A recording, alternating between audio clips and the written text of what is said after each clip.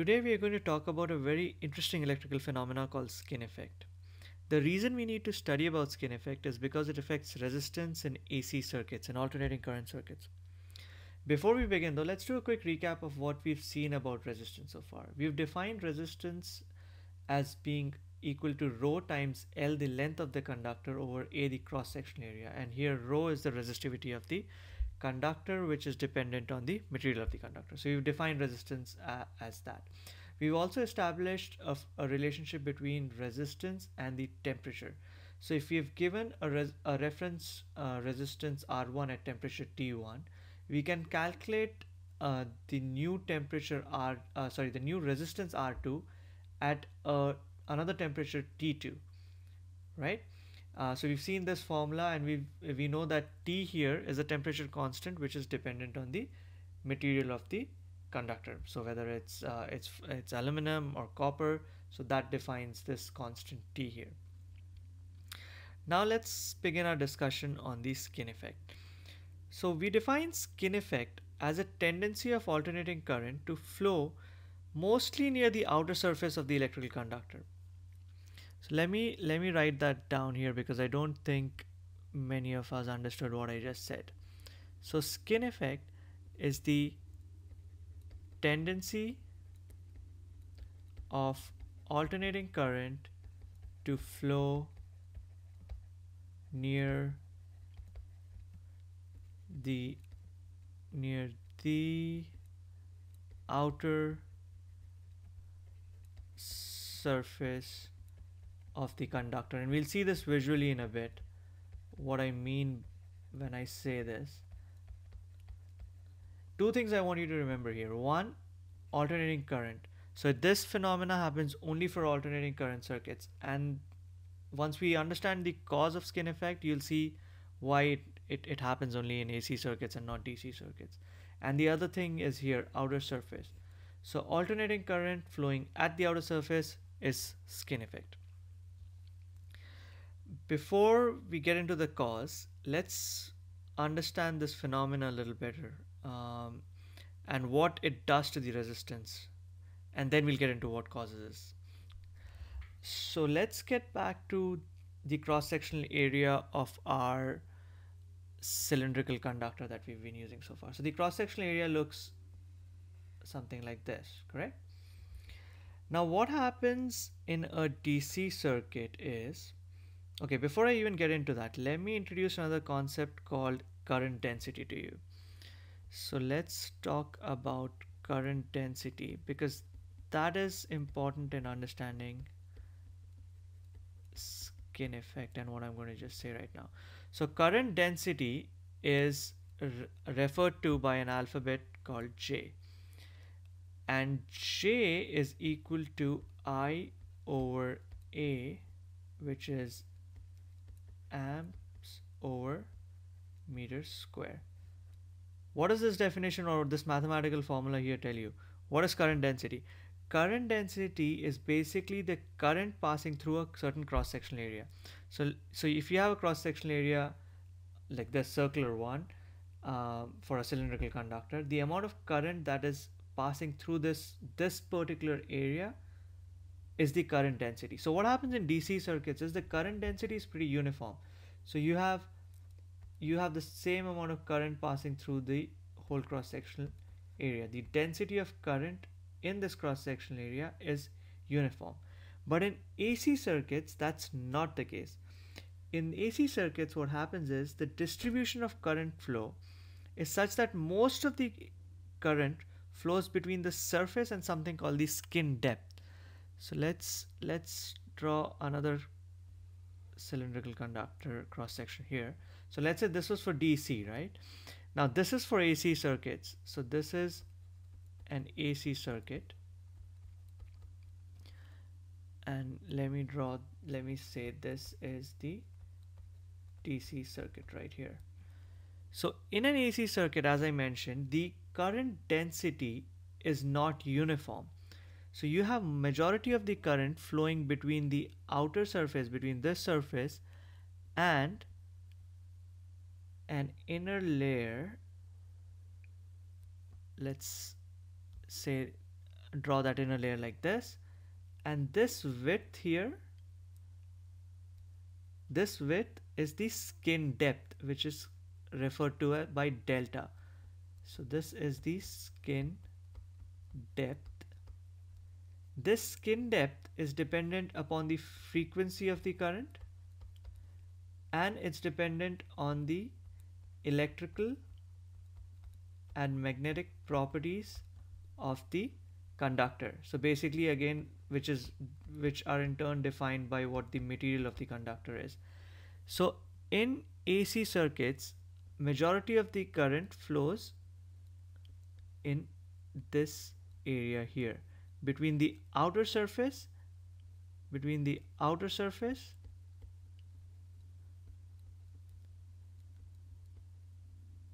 and this inner skin depth area.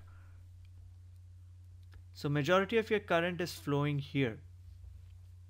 So now that you've seen that visually, we can examine pretty easily what effect it will have on resistance. Because here you can see the cross-sectional area from which the current is flowing is much larger. Here the effective cross-sectional area has become smaller. So the cross-sectional area of the conductor obviously remains the same, but the current is only flowing in this much area right here. Correct? So what does that tell us? Well, how will that affect resistance? If your cross-sectional area is reduced, if we go back to our equation here, we know that area and resistance are inversely proportional. So when my cross-sectional area decreases, my resistance will increase.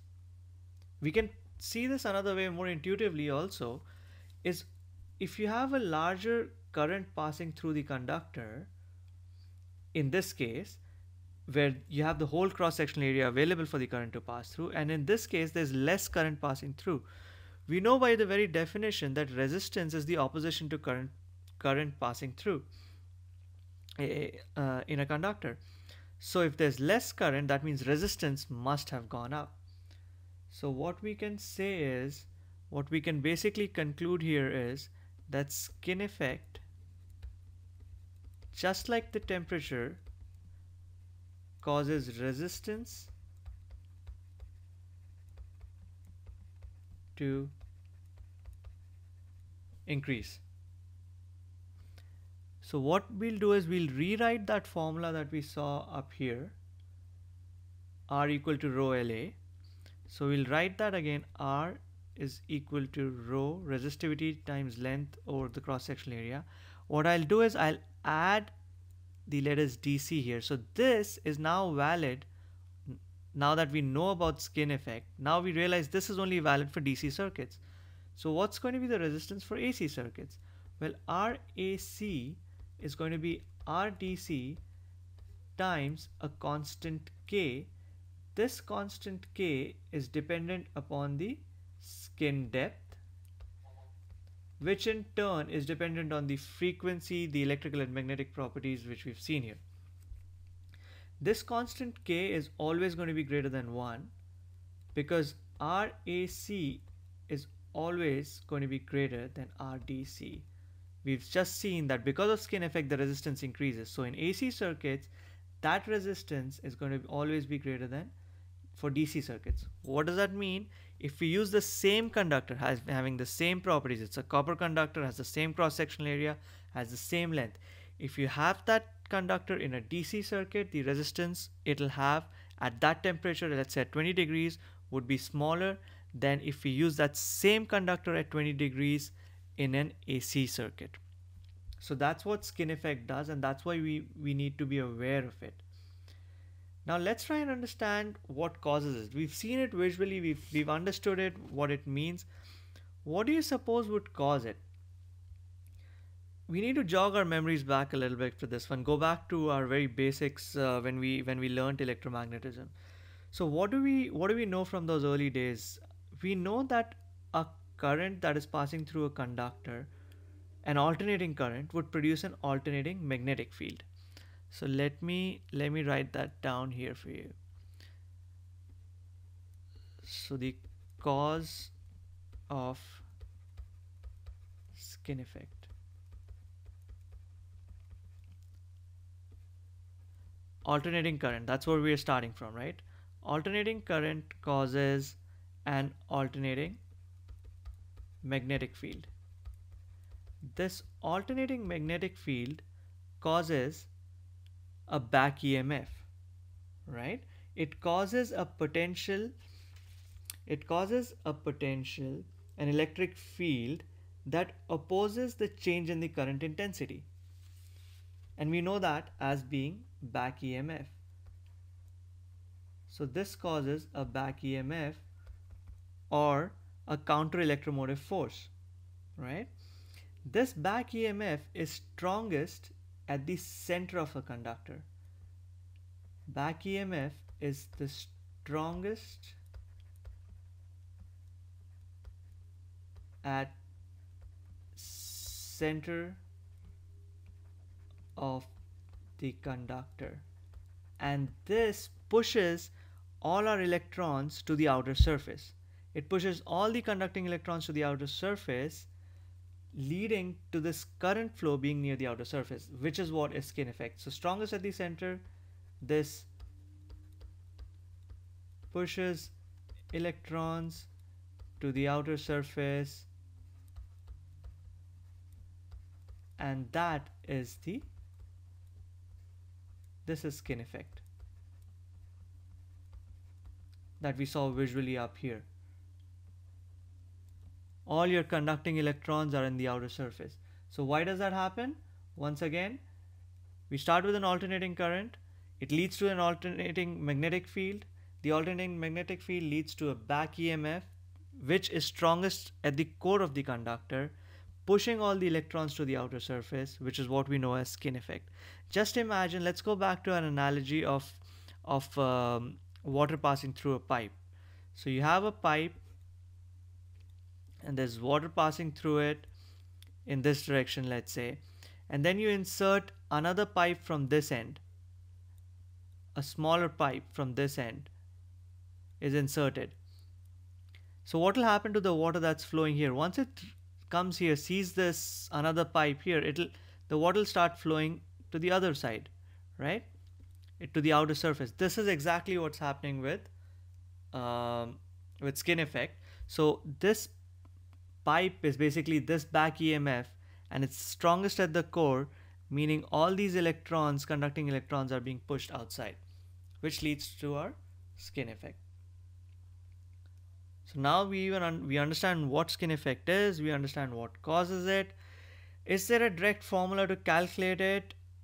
Not really. What we need to do is we need to calculate skin depth, and from there we can derive an approximation. But as power system engineers, that is not really essential, and I'll give you two reasons for that. One, most of the frequencies that we deal with as power engineers are either 50 or 60 hertz, depending on which part of the world you're in. Not that skin effect does not happen at those frequencies. It does, and it needs to be taken into account. But we don't need to get into the depth of getting the formula of skin depth as compared to, for example, someone who's working at radio frequencies, at those higher frequencies. Those engineers, those designers need to get into the details of how to calculate the skin depth, how to derive the formula from there.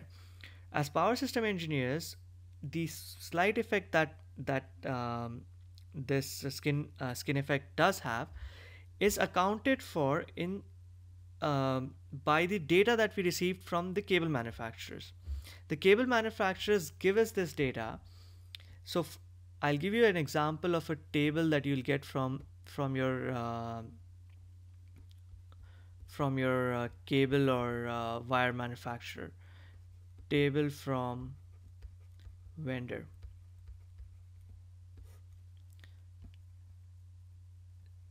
So the table you'll get something like they'll say, okay, it's a copper conductor, and this is the area of the conductor. You'll get resistance of this conductor, and they'll give you the resistance DC at 20 degrees centigrade. They'll give you resistance AC at 20 degree C, and they'll give you resistance AC at 50 degree C. The important thing to note is when you get this resistance value from the vendor, now he doesn't know what your power system looks like, how long of a line do you have. What he's going to give you though is the area.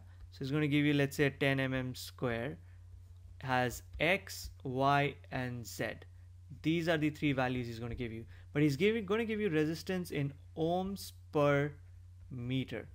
So he's going to give you resistance in unit length, ohms per unit length. And then you know how long your conductor is. Let's say, so this resistance is given at per meter. So you know your conductor is 10 kilometers long, which is 10 meters, 10 to the 10 times 10 to the power 3 meters long, and you want your resistance AC at 20 degrees C. So you're going to multiply that with Y, and you're going to get your ohms from there. So therefore, as power system engineers, let me just repeat that again. Yes, it does have an effect even on 50 or 60 hertz, not as much as what it would have on much higher frequencies, but we need to take this effect into account. Yet that information is given to you from your manufacturer. Remember, why are we learning about resistance here? We are learning it so we can model it when we are studying our power system, right? When we are analyzing it, we should be able to mathematically model the transmission line. And for that, all you need to know is you need to know this resistance value in per unit length, and then you can multiply it with your characteristics of your system. What we can do from this is, just to get a better understanding, what we'll do is we'll solve an example where we'll take the ratio of the AC resistance to the DC resistance, and that will give us the what percentage of increase we have due to skin effect, because that ratio is basically this K here, right? We said RAC is equal to RDC times K. This K is dependent on skin depth. So let me write the word dependent, because I don't want you to think that K is the skin depth. It is dependent on skin depth. And once we calculate the ratio of RAC over RDC, we can see what effect skin effect is having on our conductor. So let me do a quick example here. So let's say we've been doing copper conductor. So let's do an aluminum conductor, and you're given the RDC at 20 degrees C is equal to, let's say, 0.04 ohms, and your RAC at 50 degrees C is, let's say, 0.048 ohms. So let's find out what the increase in increase due, let me write that, due to skin effect. Let's calculate that very quickly. So for aluminum, the only thing we need to know, okay, so we need to be careful that we're given this at 50 degree. Let's say your cable manufacturer did not have this column of Y. He gave you RAC at 50 degrees centigrade, and they gave you RDC at this at 20 degrees centigrade. So the very first thing we need to do, we need to know what the temperature constant for aluminum is. Let's say we find that out, and we know that temperature constant is 228 degrees C.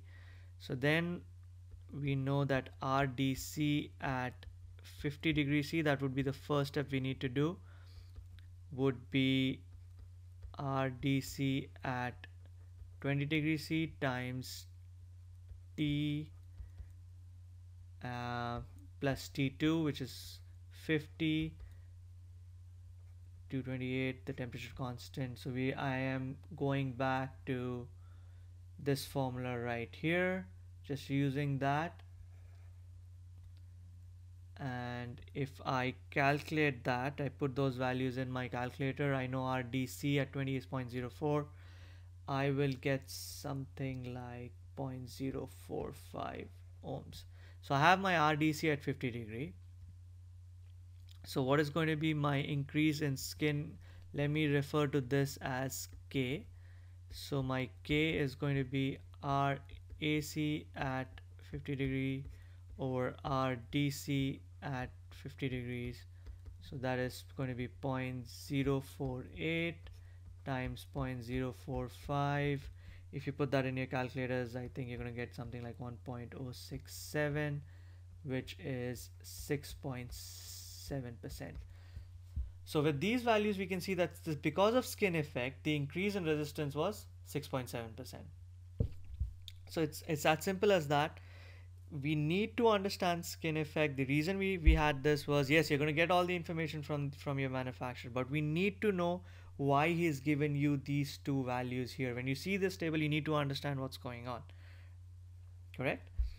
Just to reiterate this, I'll leave you with a sample problem like I always do. Just it'll also brush up your basics on the formulas we discussed in our recap.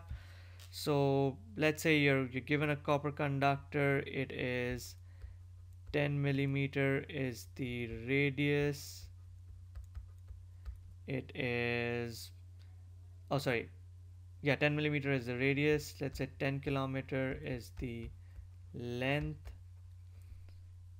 You're given rho at 20 degrees C for copper is, we've seen this value before many times in our earlier examples that we've solved.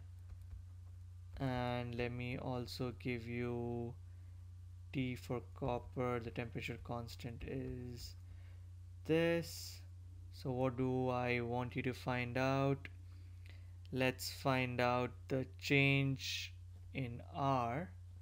So what can you find out? Okay, so yeah, just find out the change in R in resistance due to